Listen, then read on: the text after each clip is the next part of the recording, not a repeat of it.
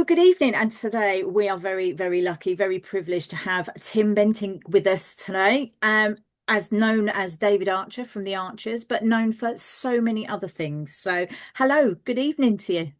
Good evening, Nat. How are you? Yeah, not bad, not bad. Good, good, good. So many things I want to talk to you about because it isn't just about The Archers, is it? You do so many things. I mean, I'm looking behind you. You've got some musical instruments behind you. You're a bit of a Yeah, musician as well, aren't you? well, I've got the guitars behind me. Yes, I've been spending my life trying to get the Christmas comedy song number one hit. That's what I've been trying to do, but I haven't managed to do it yet. Never, But I never keep say bashing never. them, keep bashing them out. So obviously you've been playing David Archer for a very long time. Is it from sort of the 1980s, early 1980s? And 1982, yeah, and 1982. Yeah. still doing it now. And obviously that longevity, that's quite, an exceptional thing to be that continuity for so long in a long Mm, running program, radio program. How have you yeah. managed to keep that going? Well, I mean, as long as they keep employing me, I'll keep, turning up and saying the words and things. But no, I mean, it is, of course, it's incredibly unusual to be playing the same part for 43 years. Yeah, And from my point of view as an actor, that's given me, a certain amount of security in that I know that, there's going to be some work that year. yeah. Um, it's kind of tailed off a bit now because they're concentrating more on the young, Mm. but we're coming back to farming again now. We've got some episodes coming up, and Yeah. so yeah, he's still there, and he's since I was, how old was I? I was in my 30s, 50s, 60s, 70s. Yes, 30, 39, 38, something. And I'm 72 now. So, I mean, Y- it's been my life. That's the extraordinary thing about being David is that Yeah. it is Yeah. a kind of an alternative reality for me. And you're quite unusual in the fact that you don't call me David, which lots of people do. Interview make mistake of going. We've been doing the Archers podcast with the lovely Emma Freud, and Yeah. she, the first time she said, "No, so David," I said, "No, it's Tim." It's Tim. It's Tim. So I There was can't get used to it. But I do understand. I totally understand that. The yeah. people that that because I'm a punter as well as anybody else is. I'm the audience for things that I get into. Yeah. No, I mean Yeah. not so much soaps, but when actors as a particular part, it's very hard to dissociate them Yeah. from their part And I because think that's all you know. I think also as well, being radio, people are so attuned to your voice, um, Yeah, rather than your face. So sometimes it might be the case that they hear your voice and it's such a distinctive voice to them for the Archers. They listen in, they hear your voice, and then you hear you speaking, and it's yeah, it's an audio sort of response. So yeah, and also because it's radio, people um they it's out of when they meet you when yeah, people meet me as David, I'm out of context, and they are going, and you don't look anything like David, yeah, because and it's quite right, if they've got 5 million listeners to the program, then there are 5 million different David Archers in yeah, people's head, and yeah, not one of them looks absolutely, like me. absolutely. It's not me. There are all these 5 million different David Archers, in people's Dear. imaginations, and it's not me. I did have a funny thing recently though, which doesn't happen very often. We'd gone for a walk up in Norfolk on the beach, and with my sister had been visiting us, and she had a walking stick, and she'd lost it, and so I went back there the following week and went up to the cafe, and I just walked up to this woman and I said, "Excuse me, I wonder if you have had a walking stick handed in. My sister's lost it." And she looked at me and she said, "Are you David Archer?" And I said, "How did you get that?" I said, "Did you just get that from me just saying that thing, or you see me in the papers or something?" She said, "No, I just had your voice. It's your Yeah, voice." yeah, And absolutely. that really doesn't happen very often at all Yeah, because of the fact that it's out of context. I don't look right. yeah, So yeah. that was quite unusual. Oh, now you said obviously that it's a big been most of your life, your acting career has been on the radio as David Archer, and you wrote your autobiography, being David Archer, but you also the rest of that title is and other unusual ways to make earn a living. Mm. So obviously you do film and TV shows. Your new show reel on your website, obviously there's a fair few on there that I've seen. Um, so how does that work with the radio program? You said that they concentrate sometimes on younger storylines. So how do you fit in your filming with your radio? Well, it's always sort of it's pretty much worked out all right all the time because you get to coming up what Mm, the Archers recording blocks are. So in my diary, I'll have this is an Archers week, yeah. and so then with the agent, if I get an offer for a telly or a film or something, the agent will say yes, he's available for these days, but he's not available for these days. Mm, And that's just on a pencil, so we don't know whether I've got the episodes or not. yeah. And then about 3 or 4 weeks beforehand, we'll know whether or not I've got those. So the Archers kind of has always taken precedence and say, Yeah. if I've got an Archers, then I can't do that telly. Mm, But it's practically never got in the way. Usually you can work your way around it. And yeah. also the Archers are very good about it. If they're sticking, they say, sorry, we're filming this thing, and it's a nice part, and we've got to have him on that day. The Archers are really good that they'll tend to kind of, okay, well, we'll do your scenes the day before, kind of thing. So yeah, it's Yeah. it's all right, really. No, that's good. That's good. Is there any particular part that you've played recently that has really stuck with you and has been a real challenge?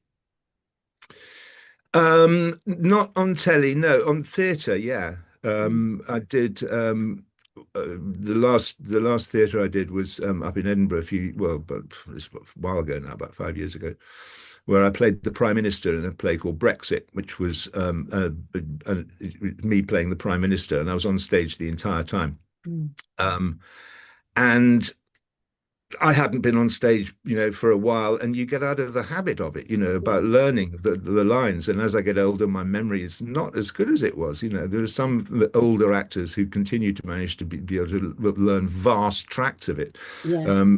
But I'm not so good at it anymore. And the previous one, and funnily enough, I just gone back and reread the script of Educating Rita that I did down at the Watermill Yeah. in Newbury.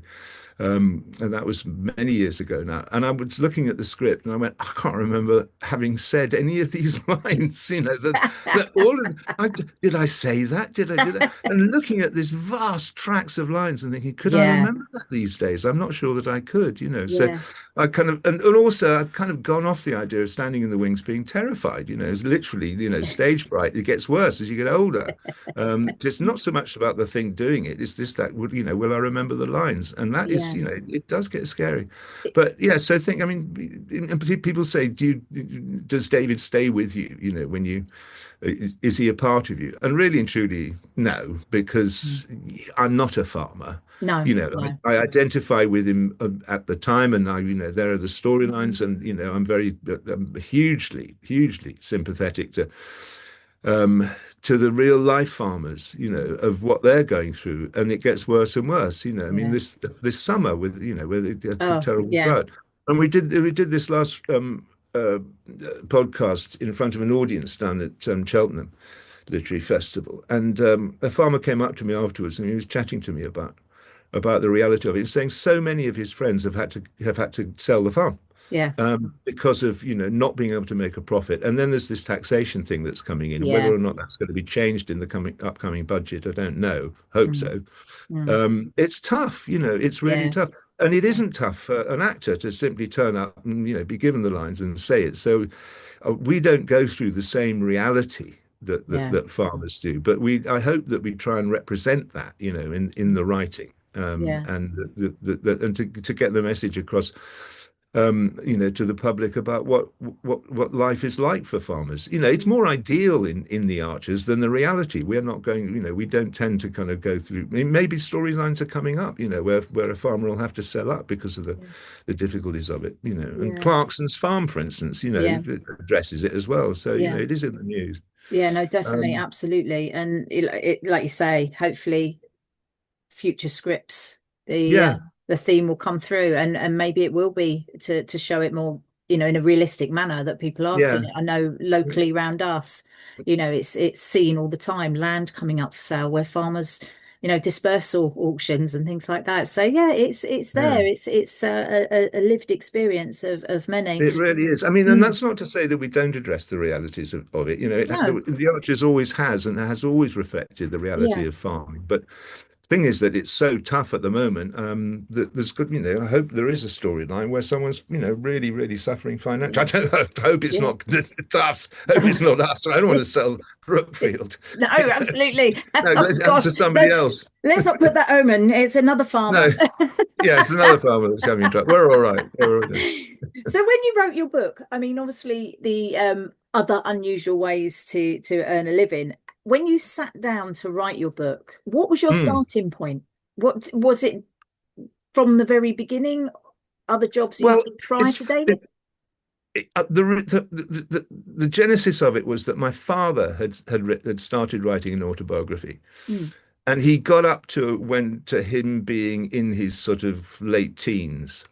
mm, And then poor chap, he got cancer and he died and he was unable to finish it. And mm, it was fascinating. Just his first sort of 20 years or so, which I hadn't known about, and yeah, this was what he'd written down. And he kept saying rather poignant things like, well, we'll come on to that later. And da, oh, da, da, da, da, da, da. No, we'll come on to that later. And he never came on to that oh later. So no, he died with these things that I don't know about. yeah, And I just thought that it really struck me that my kids, they know my funny stories about when I was younger and this and mm, that and things that I did, but they don't know all of it. And I thought I should write this down, mm, just for the children, yeah, for my two boys. And then coincidentally, a literary agent got hold of me and he said, we've been approached by publishers. Would you like to write an autobiography? I went, well, funnily enough, I've just started one. I'd done a bit, not a lot, but I'd yeah, started it. And I said, yeah, well, I'll send you this. So I sent that off and they said, oh, that's really good. Now, do you want to do it? I went, yeah. So yeah, I did. I started at the beginning, mm, and I looked, and if I used my memory of what had happened. I used my diaries, which not so much actual. I mean, sometimes I kept a diary, but usually it's just kind of appointments things and going mm, through the diary, saying what I did. Oh, and that would trigger a memory. yeah, Oh, I did that job then, and so then with memory. And my wife Judy, who's much better memory wise, she came up with trumps. So kind of went through it, and what I wrote was, a sequential thing to start at the beginning and go up to the present day, and then with a publisher called Little Brown, the editor was absolutely brilliant. They take it, and I said to them when I first had a meeting, I said, look, I've never written an autobiography, I don't know how to do this, I don't know how to structure it, and they said, no, no, no, you leave that to us. You just write everything down. Just write everything yeah, down. So I did, and they turned it into a book. yeah, And also, what they did was, when you get to read it, you'll see they split it up into Archer's bits and then other bits. And so there's an Archer's chapter, yeah, and then there's my life and yeah, other and telly and work and all the other things. yeah, So I put great credit to them for having turned it into a book. And when I came to do the audio book of it, mm, and I sat down reading it, which is great because you don't have to prepare it because I wrote it. yeah, Um, but I remember when I was doing the audiobook going, this is really well structured. mm, This is very professional, yeah, and that wasn't me. I mean, my writing is still in there, but the mm, structure of it and the way that it's laid out, that's down to the editor. yeah, So yeah. I was really helped on that front. Yeah. Yeah, no, absolutely. That's good. And you said obviously that you were writing it initially for your children so that they would Mm, have a record of your life. mm. You've written another book, haven't you, for your children? Colin the camper van. Colin the Camper Van. Yeah. Now, I've got to be honest with you. I didn't know about this until I did a little bit of research on yourself. And did you ever read the reviews? I have read, yeah, yeah. There's a brilliant one on there. I actually stopped reading after I got to this one, and it says, Right, it yeah. was bought as a birthday present for our son. His name is Colin, and he loves VW campervans. He is 36. I And I thought, didn't read well, that. if a 36-year-old loves it, then there you go. It's good. Oh, that's great. So but Yeah, I mean, it was so strange. I mean, I wrote it when the kids were very small, and it wasn't meant to be a book. It was just a story for yeah, them to read to them at bedtime, kind of yeah. thing. And then one thing led to the other, and then I published it on Kindle just by myself because you can, and it got to Yeah, yeah. because I'm a geek and things, and I went, oh, you can publish your own books on Kindle, so I did. Mm, And then again, a publisher got hold of me and said, would you like to, have it published? I went, yes.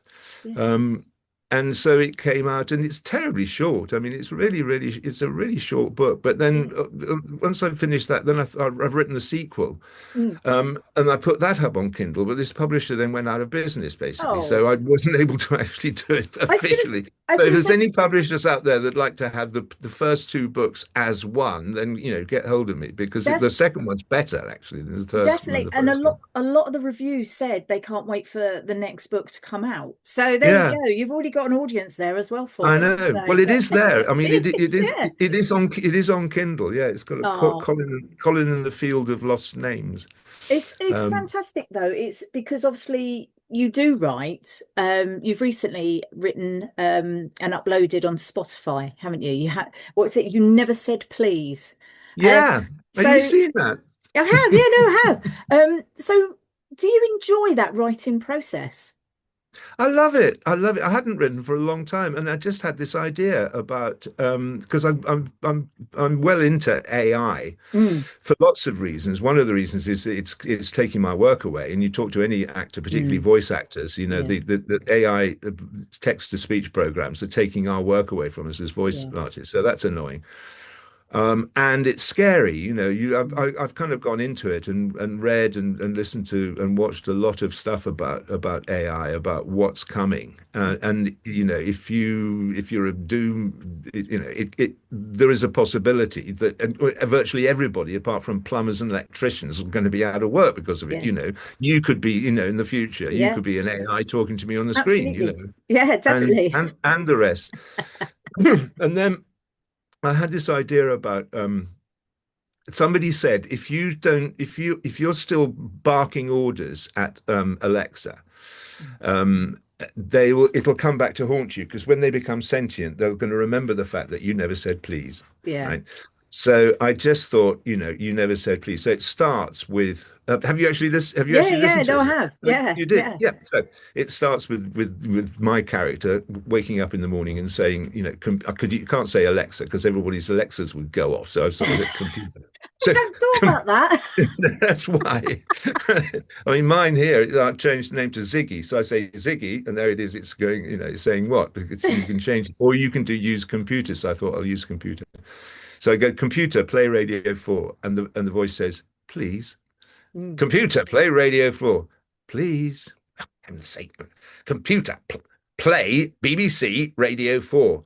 And then she says, you never said please or yeah, thank you in 10 years. And what's happened is that overnight she's become like Chat GPT. She's not yeah, being Alexa, which is still a dumb thing. mm, Alexa is very dumb.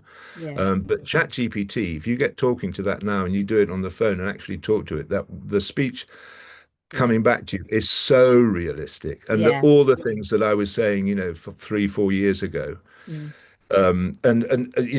have come true. It's there's a thing called the uncanny valley, which is this point at which where when you hear a computer voice, you go, that's a computer voice. yeah, When you hear a real voice, that's a real voice. And there's a point between that where you go into a sort of on the graph, you go into, I'm not sure if that's computer or human, which is called yeah, the uncanny valley.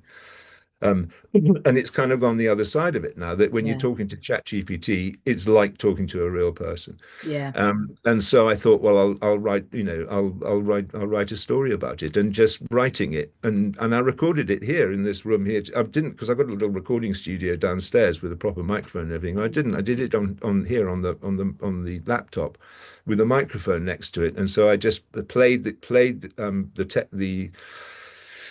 text to speech program, the computer, yeah, out of the speakers, and then I talked into it. So it sounds like I'm having a conversation with a loudspeaker. It's got mm, that kind of ambience to it. yeah, yeah. Um, and I just had such fun doing it. And also because I'd written it, when it got to actually doing it, I wasn't sticking to the script. I was kind of ad-libbing a bit, That's making it. right. Yeah, moving away from it. Yeah, it was fun. I realized. So I'm going to write the sequel to that now. Oh no, brilliant. That's good. That's what I was going to ask you. Is that something, is that like a hobby for you in respect a bit of downtime to actually write your own words for, in the form of a script? Yeah, and but you never know where these things go. You see, Mm, I mean, the thing about being not having a not serious job is what it is. Being a creative yeah. is that if you're a creative, there's only one way of earning any money, and that is, unless you do go out and become a plumber or an Mm, electrician, and that is to be creative and yeah. to like writing music and things like that. Mm, Keep doing it, yeah. and things could happen or they might not happen. Yeah. Somebody might pick up on that and go, I really like that, Tim. There's a series in that, let's do that Yeah. as a radio and things like that. So, Yeah, just, absolutely. just Absolutely. keep pumping it out. Yeah, definitely. Now, obviously, because you do work across so many different medias, what is your favorite? Is it What in radio? terms for being Yeah, an actor? yeah. Is it? Well, I mean, I love doing radio. I love doing radio because of the fact. I mean, there was a great quote when television first started in whenever it was 1952 something, when TV first started, and an interviewer went out to the general public and said, and asked and interviewed this young boy and said, what do you prefer, radio or television? And the boy said, radio, because the pictures are better. Because Ah, that was in the days when it was black and white, and it was just, yeah. little tiny little screen and things. But I love that the Mm, pictures are better, and yeah. that's what we're doing when we're doing radio, is we're weaving and Mm, creating a picture in the imagination of the audience, yeah, and so absolutely. you've got this freedom to be able to, like a radio pause is so cool Mm, because they can't see your face, they don't know yeah. what's going on, and this mystery about the fact that suddenly no one's talking, and you can use that, as a kind of a little hiatus to go, where's this going off? And Yeah. it's different to a pause on screen. Mm, But from the point of view of actually, as an actor, and the adventure of acting, I've always loved being on a film set. mm, It's kind of my favorite place. It's like home, because my father was he used to write and produce television commercials. He worked for J. Walter Thompson, and my mum died when I was young, so I was always farmed off with him. So I was always with him when we were on location, yeah. and I just thought as a child, it was the most glamorous and exciting place to be, with Yeah. cameras and actors and lights and all of that. I just fell in love with it, and I've remained in love with it now. And I turn up to a film set, and it's like kind of coming home. I know it, it's Yeah. really familiar. And you go into makeup, and the makeups, they're all nice to you. You go into wardrobe, and costume, and they're all nice to you. Everyone's lovely, and they all look after you and they make you feel good, and the food's good, and all that. Yeah. You get treated really, really well, and then you go off and invent in front of the camera. And that's the thing I like about it, because I've always loved doing improv. I prefer doing Mm, improv than doing the theatre, where you do it yeah. same thing over and over again. And I get, I've done that. I've done a lot of theatre. And I know the fact that every night you go and you make it different and you get a better laugh on that, and you hone it and you tweak it. But for me, it's the invention of it that's the most fun. It's the Yeah. creating in the first place. Yeah. And on film, you create it in front of the camera, once, twice, three times, four times, and then you move on to the next thing, and then it's Yeah. done. And I love that. I find it very exciting. No, that's good. That's it was a good. I'm glad you said that. I mean, I have to say I listen to a lot of radio, Radio 4. So it's for me, I like the idea of building pictures in my head. I like watching Yeah, things as well, but yeah, Radio 4 for me all the way. yeah, Now, obviously, for the Blandford Literary Festival, you're actually doing Desert Island Books with Harry yeah, Bucknell.